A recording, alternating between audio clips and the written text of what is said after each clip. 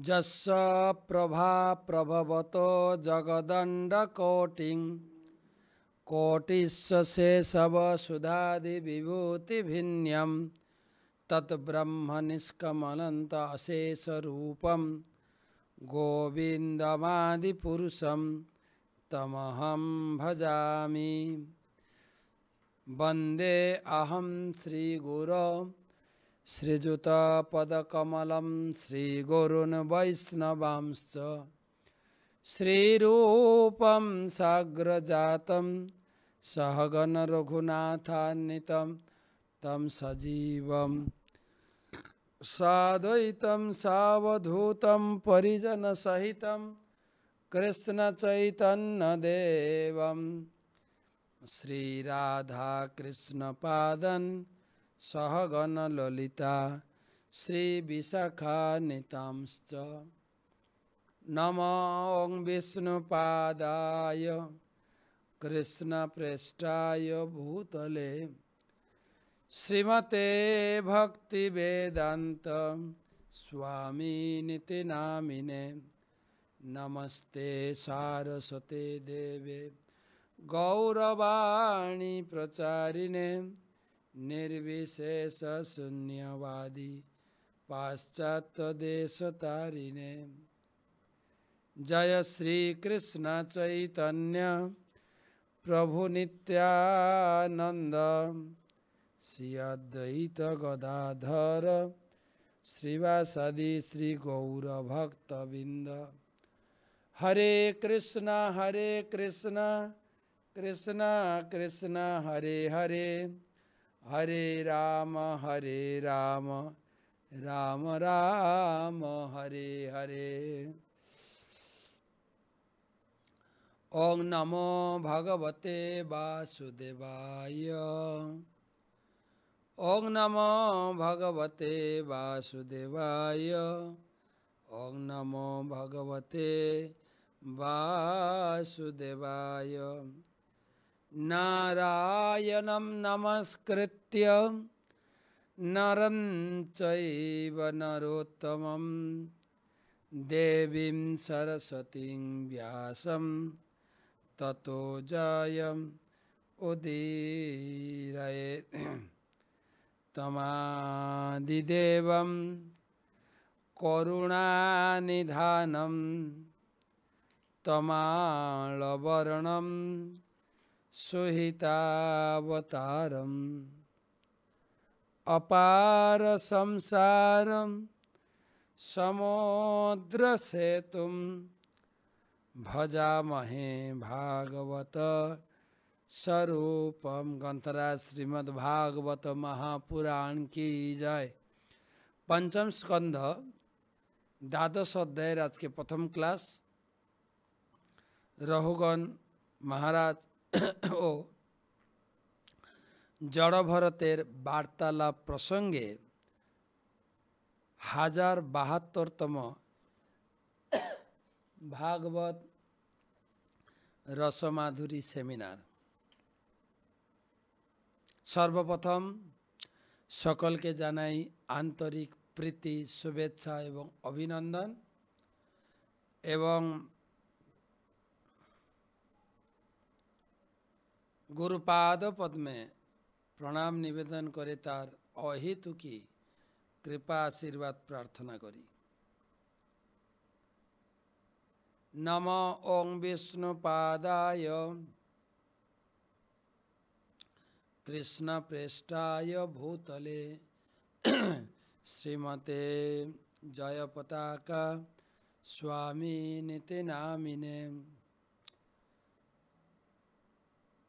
नमो आचार्य पादाय निताय कृपा प्रदायिने गौर कथा धामदाय नगर ग्राम तारिणे।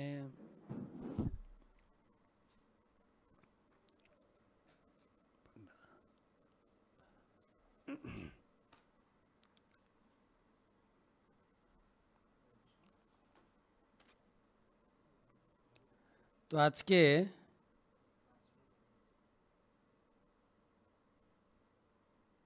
আমাদের ভাগবত রসমাধুরী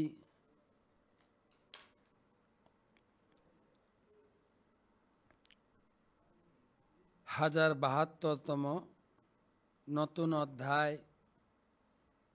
আমাদের আলোচনা প্রসঙ্গ জড় ভরত মহারাজের বার্তালাপ এবং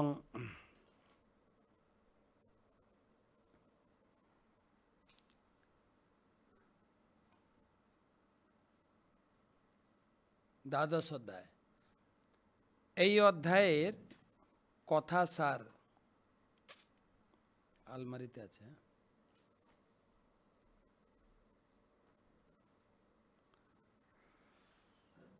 যেহেতু দিব্যজ্ঞান সম্বন্ধে মহারাজ রহুগণের সন্দেহ তখনও সম্পূর্ণরূপে দূর হয়নি,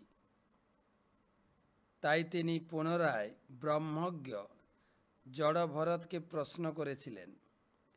এই অধ্যায়ে মহারাজ রহুগণ জড়ভরতকে তিনি তার প্রকৃত পরিচয় গোপন রেখেছিলেন, তার সশ্রদ্ধ প্রণতি নিবেদন করেছিলেন। তার বাণী শ্রবণ করে রাজা বুঝতে পেরেছিলেন তিনি হচ্ছেন দিব্যজ্ঞানের আলোকে উদ্ভাসিত এক মহাপুরুষ। তার চরণে অপরাধ করার ফলে তিনি অত্যন্ত অনুতপ্ত হয়েছিলেন। মহারাজ রহুগণ অজ্ঞানরূপ সর্প কর্তৃক দংশিত হয়েছিলেন, কিন্তু জড়ভরতের বাক্যামৃতের দ্বারা তার নিরাময় হয়েছিল। পরে সেই বিষয়ে সন্দিহান হওয়ার ফলে তিনি তাকে একে একে বহু প্রশ্ন করেছিলেন। প্রথমে তিনি জড়ভরতের শ্রীপাদপদ্মে কৃত অপরাধ থেকে মুক্ত হতে চেয়েছিলেন। জড়ভরতের উপদেশ, যার মর্ম উদ্ধার করা বিষয়াসক্ত মানুষদের পক্ষে সম্ভব নয়, তা স্পষ্টরূপে বুঝতে না পারার ফলে মহারাজ রহুগণ অসুখী হয়েছিলেন। তাই জড়ভরত আরও স্পষ্টভাবে তার উপদেশের পুনরাবৃত্তি করেছিলেন। তিনি বলেছিলেন, ভূপৃষ্ঠে সমস্ত স্থাবর জঙ্গম জীবেরা ভিন্ন ভিন্ন রূপে মাটির বিকার। রাজা তার রাজারূপ দেহের গর্বে অত্যন্ত গর্বিত, কিন্তু সেটিও কেবল একটি পার্থিব বিকার। অভিমানের ফলে রাজা শিবিকা বাহকের প্রতি প্রভু ও ভৃত্যের মতো দুর্ব্যবহার করেছিলেন। প্রকৃতপক্ষে তিনি অন্য কোনো জীবের প্রতি অত্যন্ত নির্দয় ছিলেন। তার ফলে রাজা রহুগণ প্রজাদের রক্ষা করার যোগ্য ছিলেন না। যেহেতু তিনি ছিলেন অজ্ঞানাচ্ছন্ন, তাই তিনি উন্নত স্তরের দার্শনিকদের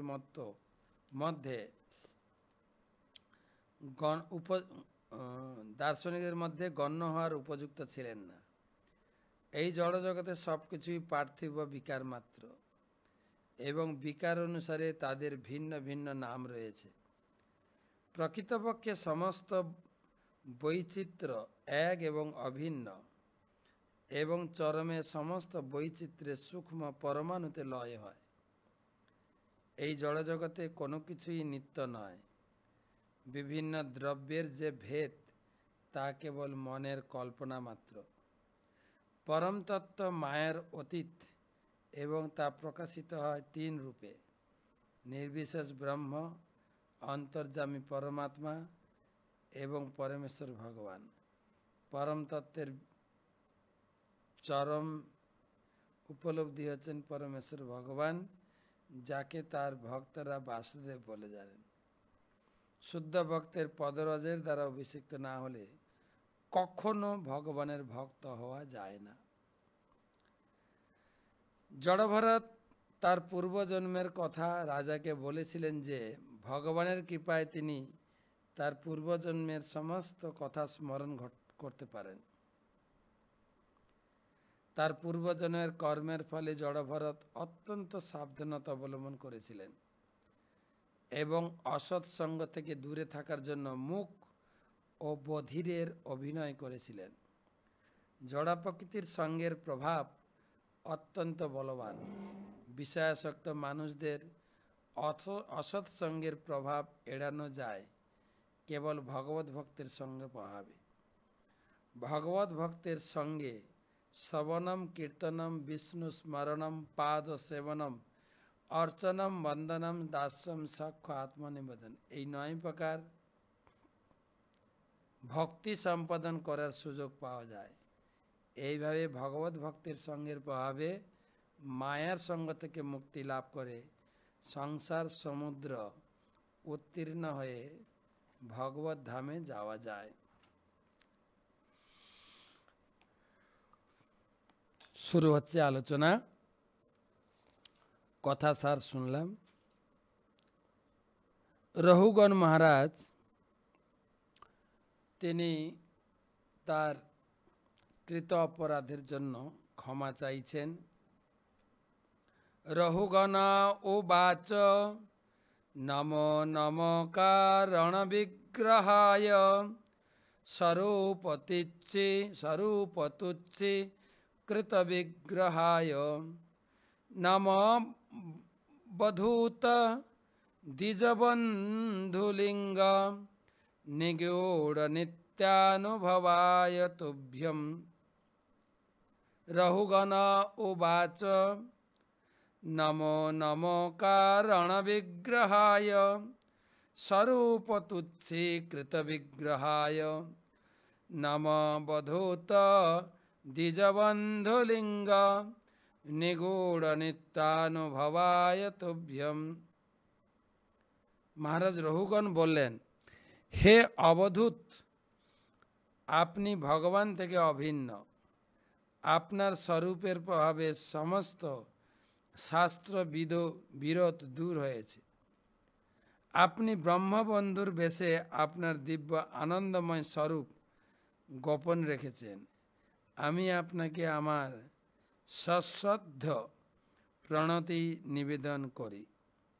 নমো নমঃ।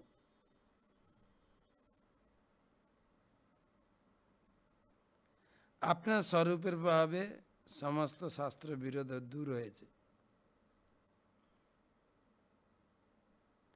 আপনি ব্রহ্মবন্ধুর বেশে আপনার দিব্য আনন্দময় স্বরূপ গোপন রেখেছেন।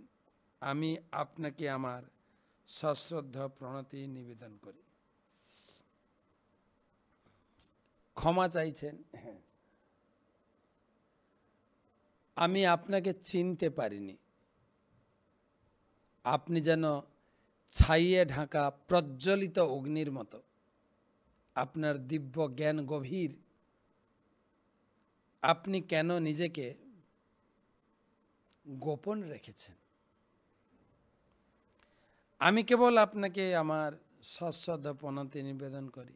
আমাদের কথাই আছে, বৈষ্ণব চিনিতে না রে দেবেরও শকথি। আমরা বাহ্যিকভাবে তার অনাড়ম্বর বেশভূষা, কোনো আড়ম্বর নেই, সাদামাঠা চাল চলন,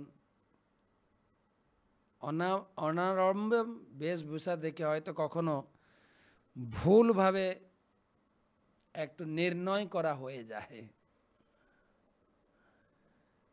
তো আমাকে আপনি ক্ষমা করুন প্লিজ। ব্রহ্মসংহিতা থেকে জানতে পারি যে পরমেশ্বর ভগবান হচ্ছেন সর্বকারণের পরম কারণ। ঋষভদেব ছিলেন সর্বকারণের পরম কারণ, কারণ ভগবানের অবতার। তার পুত্র ভরত মহারাজ, যিনি এখন ব্রাহ্মণ জড়ভরতের ভূমিকা অবলম্বন করছেন।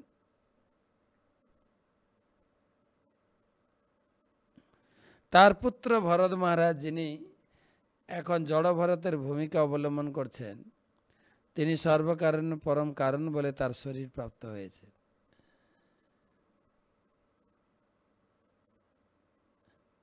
তাই এখানে তার কারণ বিগ্রহায় বলে সম্বোধন করা হয়েছে। নম কারণ বিগ্রহ, করুণাময়, অত্যন্ত করুণাময়।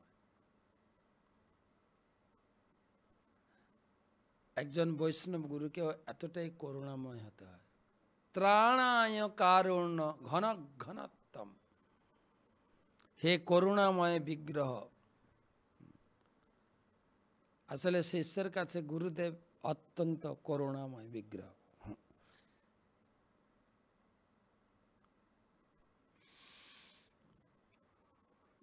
আপনাকে কেবল আমি নম নম কারণ বিগ্রহায় স্বরূপতি স্বীকৃত বিগ্রহায়, আমার প্রণাম গ্রহণ করুন। আপনার দিব্য চেতনা, দিব্য স্থিতি আমার বোধগম্য নয়। আমি আপনার কাছে অপরাধী ব্যক্তিত্ব বলে পরিচয়, আমাকে ক্ষমা করুন। জরা মায়া তস্য গদা যথা গদম সৎ, নিদাগ দগ্ধস্য যথা হিমাম্ভ্য, কুদেহ মানাহি বিদষ্ট দিষ্টে, ব্রহ্মণ বচস্তে অমৃতমৌষধম মে। অনুবাদ। দ্বিতীয় শ্লোকে বলা আছে, জরা মায়া তস্য যদাগতম সৎ, নিদাগ দগ্ধস্য যথা হিমাম্ভ্য, কুদেহ মানাহি বিদষ্ট দিষ্টে, ব্রাহ্মণ বচস্তে অমৃতমৌষধম মে। হে ব্রাহ্মণ শ্রেষ্ঠ, আমার দেহ কুৎসিত বস্তুতে পূর্ণ। গর্বরূপ সর্প আমার বিবেককে দংশন করছে। জড় ভাবনার প্রভাবে আমি রোগাক্রান্ত। আমার অমৃতময় উপদেশ এই প্রকার ব্যাধির উপযুক্ত ঔষধ, যা তার সূর্যের তাপে পীড়িত ব্যক্তির কাছে সুশীতল জলের মতো। কত দৈন্য দেখেন। গর্বরূপ সর্পের দ্বারা আমার শরীর অহংকার বা কুৎসিতে পূর্ণ হয়ে গেছে।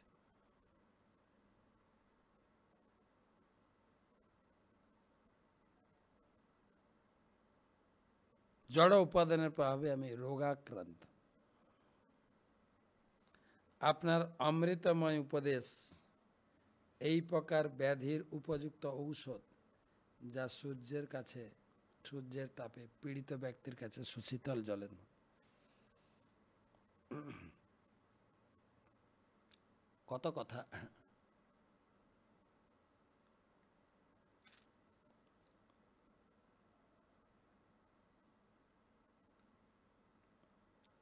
অনেক কথাগুলোর মধ্যে কত গভীর তত্ত্ব লুকিয়ে আছে।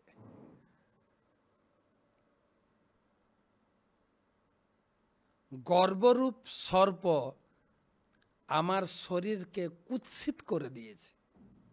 গর্বরূপ সর্প। আমরা সবসময় শরীরের, আমার বুদ্ধির গর্বতা লোকের কাছে প্রদর্শন করি, জানা আমার বুদ্ধির বলে এটা হয়েছে, আমি টেকনিক করে এটা করেছি। কত রকম।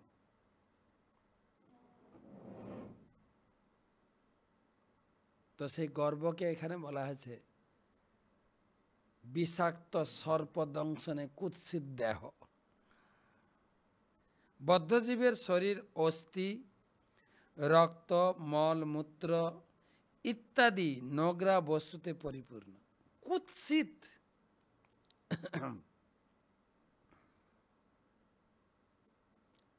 বদ্ধজীবের শরীর অস্থি মানে হাড়, রক্ত, মল, মূত্রতে পরিপূর্ণ নোংরা থলি একটা।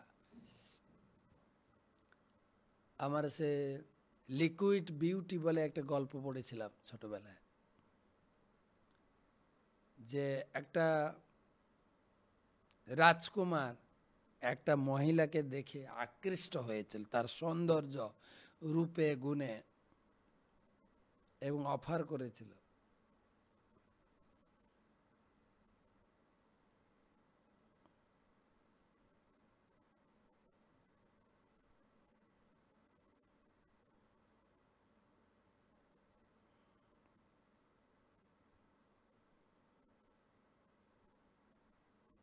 কিন্তু এই গর্ব, বিউটি। তো মেয়েটি বলেছিল যে আপনি আমাকে ভালোবাসেন খুব ভালো, তো আমার যে চিন্তাধারা, আমি 1 সপ্তাহ পরে আমি বলবো, আপনি 1 সপ্তাহ পরে আসুন। আর এই লোকটা চলে যাওয়ার পরে ওই দিনই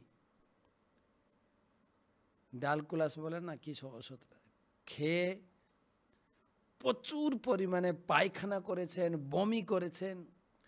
আর পায়খানা বমিকে একটা থলির ভিতর জমিয়ে রেখেছেন। 1 সপ্তাহ পরে সেই ধনী রাজকুমার এসেছেন, দেখছেন একজন রোগা পাতলা মহিলা দাঁড়িয়ে আছেন। তাকে জিজ্ঞাসা করছেন, আপনি কি এখানে একজন সুন্দরী মহিলা যাকে আমি ভালোবাসি তাকে কি দেখেছেন? ভদ্রমহিলা বলছে, আমি সেই মহিলা। বলছে, না, আপনি নন। তিনি অত্যন্ত সৌন্দর্য এবং আমাকে কথা দিয়েছিলেন তিনি আমাকে পতিরূপে গ্রহণ করবেন।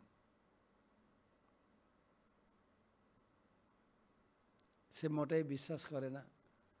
তখন তাকে বুঝিয়ে বললেন যে আমার যে এই বিউটি, এত সৌন্দর্য, রক্ত মাংস মল মূত্র সব আমি থলিতে ভরে জমা করে রেখেছি।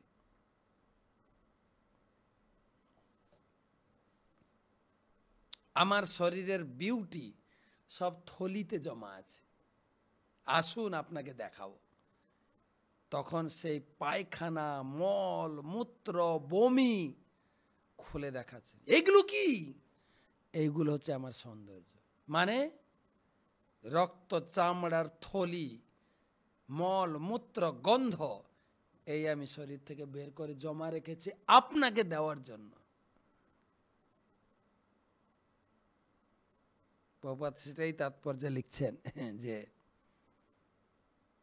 মল মূত্র নোংরে মানুষ আকৃষ্ট হয়, ছেলে মেয়ের প্রতি, মেয়ে ছেলের প্রতি কিছুক্ষণের জন্য বা কিছু দিনের জন্য, কিছু বছরের জন্য। তারপরে একটা সময় আসে দুজনের কারোর সৌন্দর্য থাকে না, বয়সের ভারে সেই সৌন্দর্য চলে যায়। তো এইখানে সেই কথা লিখছেন, বদ্ধজীবের শরীরের অস্থি মল মূত্র রক্ত ইত্যাদি নোংরা বস্তুতে পূর্ণ, কিন্তু তা সত্ত্বেও এই পৃথিবীর সবচাইতে বুদ্ধিমান মানুষরা মনে করে যে সেই রক্ত অস্থি মলমূত্র ইত্যাদি দ্বারা তাদের সৃষ্টি হয়েছে। তা যদি হতো তাহলে অনায়াসে লব্ধ এই সমস্ত বস্তুগুলি দিয়ে তারা বুদ্ধিমান মানুষ সৃষ্টি করতে পারছে না কেন? সারা পৃথিবী দেহাত্মা বুদ্ধির দ্বারা পরিচালিত হচ্ছে এবং তা ভদ্র মানুষদের বসবাসের অযোগ্য এক নারকীয় পরিবেশ সৃষ্টি করছে। জড় ভরত মহারাজ রঘুগণকে উপদেশ দিয়েছিলেন, তা অত্যন্ত মূল্যবান। তা সর্বদংশন রূপ থেকে রক্ষাকারী ঔষধের মতো। বৈদিক উপদেশ তাপক্লিষ্ট ব্যক্তিদের কাছে অমৃত এবং শীতল জলের মতো।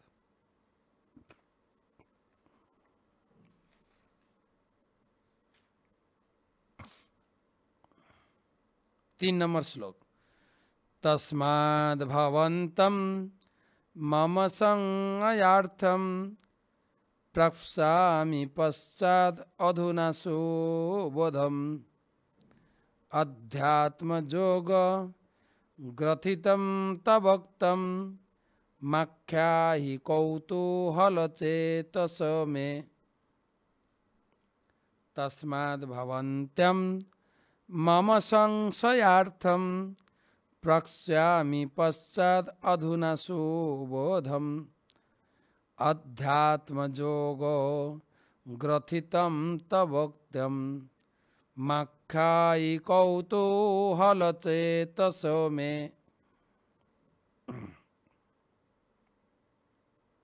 অনুবাদ। রঘুগণ মহারাজ বলছেন, যে বিষয়ে আমার সংশয় রয়েছে সেই বিষয়ে আমি আপনাকে পরে জিজ্ঞাসা করব, কিন্তু এখন আত্মতত্ত্ব সম্বন্ধে যে উপদেশ আপনি দিয়েছেন তা আমার কাছে অত্যন্ত দুর্বোধ্য বলে মনে হচ্ছে। দয়া করে আপনি সরলভাবে তার পুনরাবৃত্তি করুন, যাতে আমি তা হৃদয়ঙ্গম করতে পারি। আমার মন সরলভাবে হৃদয়ঙ্গম করার জন্য অত্যন্ত উৎসুক হয়ে আছে।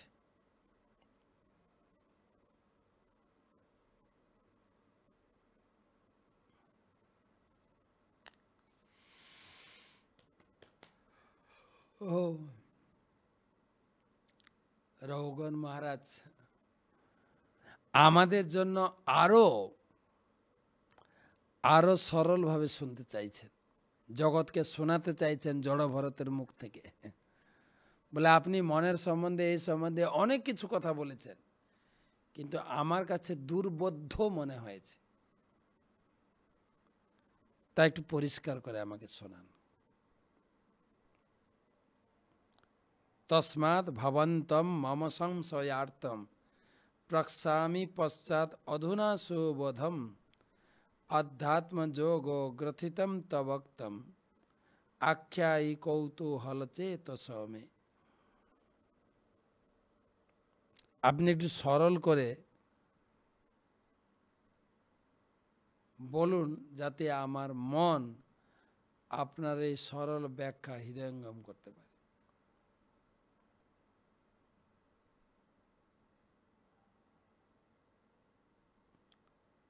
তাৎপর্য, বৈদিক শাস্ত্রে উপদেশ দেওয়া হচ্ছে, তস্মাৎ গুরু প্রপদ্যেত জিজ্ঞাসু শ্রেয় উত্তম। দিব্যজ্ঞান লাভে অত্যন্ত উৎসুক যে বুদ্ধিমান ব্যক্তি, তার কর্তব্য শ্রী গুরুদেবের শরণাগত হওয়া। জড়ভরত যদিও মহারাজ রঘুগণের কাছে সবকিছু ব্যাখ্যা করেছিলেন, তবুও মনে হচ্ছে তা স্পষ্টরূপে হৃদয়ঙ্গম করার মতো স্বচ্ছ বুদ্ধি তার ছিল না। তাই তিনি অনুরোধ করেছেন জড়ভরত যেন আরও বিস্তারিত করে তা বিশ্লেষণ করেন। ভগবদ্গীতায় 4:34 উল্লেখ করা হয়েছে, তদ্বিদ্ধি প্রণিপাতেন পরিপ্রশ্নেন সেবয়া। শিষ্যের কর্তব্য হচ্ছে সর্বতভাবে গুরুদেবের শরণাগত হয়ে তার উপদেশ হৃদয়ঙ্গম করার জন্য ঐকান্তিকভাবে প্রশ্ন করে গুরুদেবের সেবা করা, যাতে তিনি তার প্রতি প্রসন্ন হয়ে তার কাছ থেকে দিব্যজ্ঞান আরও স্পষ্টভাবে বিশ্লেষণ করেন। কেউ যদি বৈদিক উপদেশ গভীরভাবে হৃদয়ঙ্গম করতে চায়, তাহলে তার পক্ষে গুরুদেবের সম্মুখে স্পর্ধা প্রদর্শন করা কখনোই উচিত নয়। গুরুদেবের কাছে ন্যাকা বোকার মতো থাকতে হবে, অজ্ঞানী থাকতে হবে। আর যদি বলি না, গুরুদেব যা উপদেশ দেবেন, যা ক্লাস দেবেন, সেমিনার দেবেন, ওর থেকে আমি আরো ভালো, তাহলে বৈদিক জ্ঞান হৃদয়ে প্রকাশিত হবে না। গুরুর প্রতি যেহেতু শ্রদ্ধা নেই।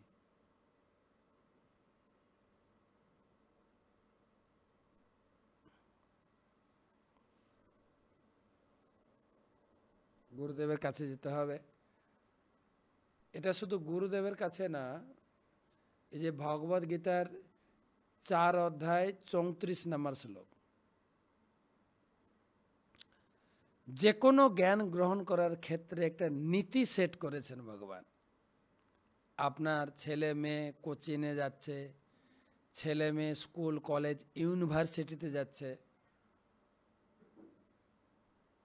তো আমার ভিতরে কি যোগ্যতা থাকলে আমি সেই স্কুল কলেজ বা ইউনিভার্সিটি বা গুরুদেবের কাছ থেকে আমি শিক্ষা গ্রহণ করতে পারি, তার একটা দৃষ্টান্ত দিয়ে গেলেন।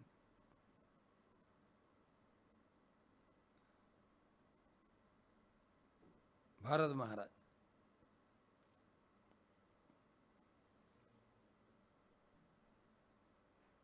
তো রঘুগণ মহারাজ তিনি অত্যন্ত বিনয়ী, সাবলাইম, সাবমিসিভ, অত্যন্ত বিনয়ী ভাবে জড় ভরতের চরণ পড়ে কাকুতি মিনতি করছে, হে গুরুদেব আমাকে আশীর্বাদ করুন, আপনার দেওয়া যে পন্থা সেই পন্থাকে যেন আমি এগিয়ে নিয়ে যেতে পারি।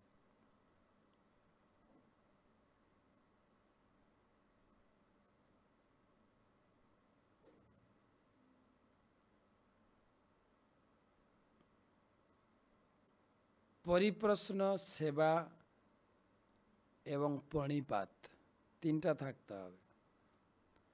জ্ঞানটা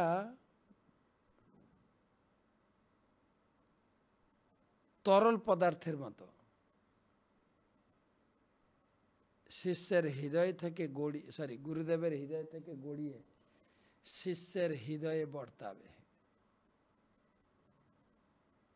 সেই জন্য অত্যন্ত বিনয়, অত্যন্ত শ্রদ্ধাশীল। বর্তমান শিক্ষা ব্যবস্থা ছাত্ররা শিক্ষকদের সঙ্গে চ্যালেঞ্জ করছে, ওতে জ্ঞান লাভ হয় না। হয়তো কিছু ইনকাম শেখানো হচ্ছে স্কুল কলেজে, কিন্তু শ্রদ্ধা, আমার ইচ্ছা ছিল, প্রায় আমি বলি কথা, তুই টিচার হবি, টিচার, আর তুমি প্রাইমারি স্কুলের টিচার হবে। আমি বলতাম এটা আবার কেমন চাকরি? বলছে না, শিক্ষক মানে হচ্ছে গুরু।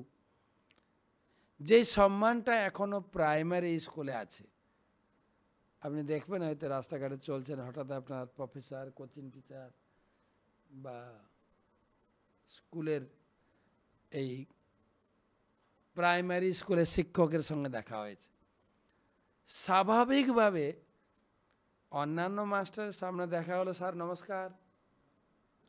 যখন প্রাইমারি স্কুলের শিক্ষককে দেখা হবে, পায়ে হাত দিয়ে প্রণাম, আর ওনারা প্রণাম নিতেও খুব পছন্দ করে। থাক থাক থাক থাক থাক, তুই বড় হ, আশীর্বাদ কর।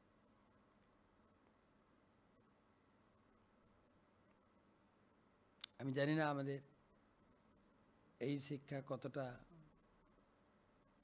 সমাজের লোক ফলো করছে।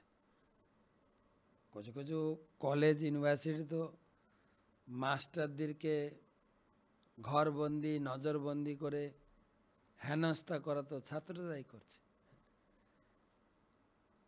শিক্ষক হচ্ছেন গুরু, গুরু মানে হেভি, আর শিষ্য হচ্ছে হালকা, তাহলে মিলিত হবে। যাই হোক, রঘুগণ মহারাজ অত্যন্ত বিনম্রতা প্রদর্শন করছেন এবং তার কৃতকর্মের জন্য অপরাধ ক্ষমা চাইছেন এবং কাকুতি মিনতি করছেন, আপনি আমাদের কথা শুনান। আরেকটা শ্লোক পড়ি। যদাহ যোগে সরদিশ্যমানম ক্রিয়াফলম সদ্ব্যবহার মূলম ন হঞ্জসা তত্ত্ব বিমর্শনায় ভবান মুস্মিন ভ্রমতে নমো মে। যদাহ যোগে সরদিশ্যমানম ক্রিয়াফলম সদ্ব্যবহার মূলম ন হঞ্জসা তত্ত্ব বিমর্শনায় ভবান মুস্মিন ভ্রমত নমো মে।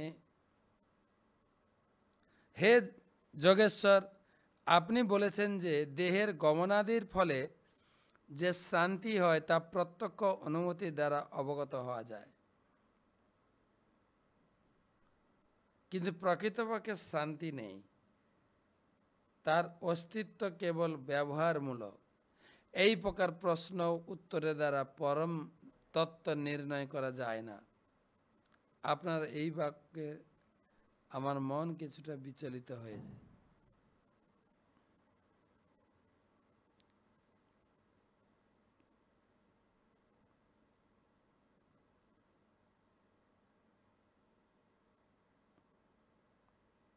তাৎপর্য, দেহাত্মা বুদ্ধির স্তরের প্রশ্নোত্তর তত্ত্বজ্ঞান নয়, পরম তত্ত্ব সম্বন্ধীয় জ্ঞান দেহের সুখ দুঃখের ব্যবহারিক জ্ঞান থেকে সম্পূর্ণ ভিন্ন। ভগবদ্গীতায় শ্রীকৃষ্ণ অর্জুনকে বলেছেন যে দেহ সম্বন্ধীয় সুখ ও দুঃখের অনুভূতি তা অনিত্য, তারা আসে আবার চলে যায়। তাদের দ্বারা বিচলিত না হয়ে সেগুলি সহ্য করে আত্মতত্ত্ব উপলব্ধির চেষ্টা করে যাওয়া উচিত।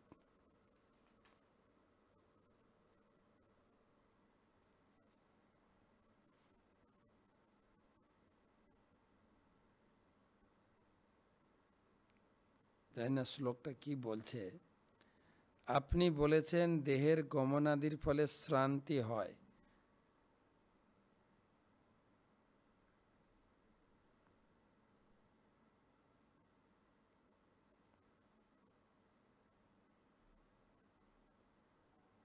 তার অস্তিত্বকে ব্যবহার, এই প্রকার প্রশ্ন উত্তর দ্বারা তত্ত্ব নির্ণয় করে।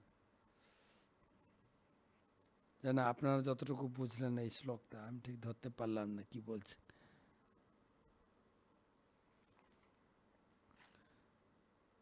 তো এইখানে এই 1 থেকে 4 পর্যন্ত রঘুগণ মহারাজের প্রশ্ন এবং 5 থেকে জড়ভরত উত্তর দেবেন। তো কালকে তো টকশো আপনারা দর্শন করবেন। ধর্মই কর্ম না কর্মই ধর্ম, এর উপর বিদগ্ধ আলোচনা। তারপরে পরশুদিন আবার ভাগবত কথা নিয়ে আসব। কয়েকটা প্রশ্ন আছে,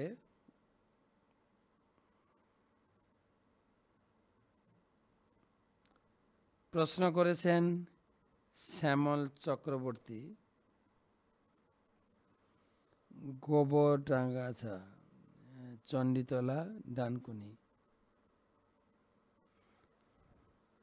আমি গীতার 2য় অধ্যায় 7 নম্বর শ্লোক কিং কর্তব্য বিমূঢ়, এই কথাটার অর্থ যদি বুঝিয়ে দেন উপকৃত হব। কিং কর্তব্য বিমূঢ় মানে সিদ্ধান্ত না নিতে পারা, করব কি করব না, যাব কি যাব না, খাবো কি খাবো না, কিম কর্তব্য কি করা উচিত। তো অর্জুন, ভগবান তাকে ধরেছিলেন তুমি যুদ্ধ করো। অর্জুন দেখছিলেন যুদ্ধক্ষেত্রে সব আত্মীয় স্বজন এসছে, এদেরকে আমি কি করে মারবো, আর এদিকে ভগবান উৎসাহ দিচ্ছেন তুমি এদেরকে বধ করো। তা আমি তাদের হত্যা করব কি করব না, এই ডিলেমা, ইংরেজিতে বলে কিং কর্তব্য বিমূঢ় মানে ডিলেমা, পাজিল হয়ে যাওয়া, কি করা উচিত আমি সিদ্ধান্ত করতে পারছি না, সেটাকে বলে কিং কর্তব্য বিমূঢ়, কি করা উচিত উচিত নয়।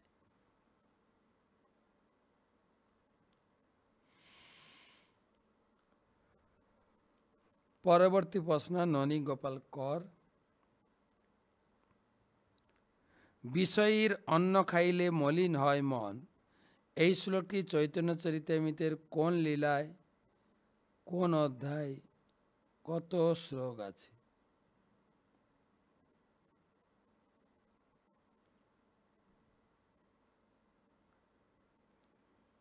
এটা রঘুনাথ দাস গোস্বামী যখন পুরীতে ছিলেন, তার বাবা টাকা পাঠাতেন, সেই টাকা দিয়ে তিনি রঘুনাথ দাস গোস্বামী নিজে ভরণ পোষণ করতেন এবং মহাপ্রভুকে ডেকে জগন্নাথ প্রসাদ খাওয়াতেন। যখন এই রঘুনাথ দাস গোস্বামী পুরীতে পৌঁছেছিলেন, পুরীতে ছিলেন আর বাবার পাঠানো টাকাতে তিনি মহাপ্রভুর সেবা দিতেন। তো যখন তিনি উপলব্ধি করলেন আরে আমি বিষয়ের অন্ন নিয়ে সন্ন্যাসীকে খাওয়াচ্ছি, তো ঠিক আছে একটু যদি কীর্তন করে দেন।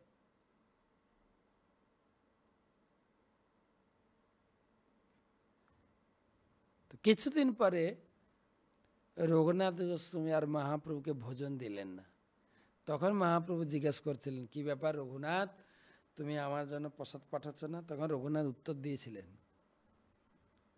যে আমার বাবা বিষয়ী, তার অন্ন আমি আপনাকে আর দিতে চাইছি না। তখন মহাপ্রভু বললেন, কথাটা ঠিক, বিষয়ীর অন্ন খাইলে মলিন হয় মন, মলিন হইলে মন নহে কৃষ্ণ স্মরণ। মন দূষিত হয়ে গেলে কৃষ্ণ স্মরণ হবে না। এটা হচ্ছে অন্তলীলা ষষ্ঠ পরিচ্ছেদের 278 নম্বর শ্লোক।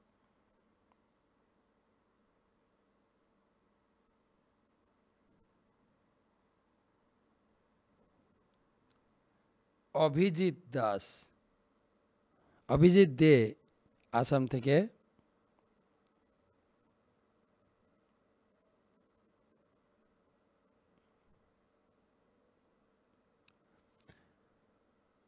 শাস্ত্রে লেখা আছে গীতা, ভাগবত পাঠ ও শ্রবণ, গঙ্গা স্নান, হরিনাম, একাদশী ইত্যাদি সমস্ত ইত্যাদি কর্মগুলির মাধ্যমে পাপ দূরীভূত হয়। প্রশ্ন হচ্ছে পুণ্য থেকে কিভাবে মুক্ত হবে? হরিনাম করলে, ভক্তি করলে পাপ পুণ্য উভয় থেকে মুক্ত হবে। গীতার 4th অধ্যায় পড়বেন, 4th অধ্যায়ে 36 শ্লোকে পাপ থেকে মুক্ত হবে, 37 শ্লোকে পুণ্য থেকে মুক্ত হবে গীতার জ্ঞান গ্রহণ করলে। কোনো ভক্তের যদি অনেক পুণ্য থাকে, তাহলে সে পুণ্য কি ভোগ করার জন্য আবার আরেকটা জন্ম নিতে হবে? যদি আপনি ভগবানের ভক্ত না হন, সে পাপ করুন আর পুণ্য করুন, জন্ম আপনার হবেই।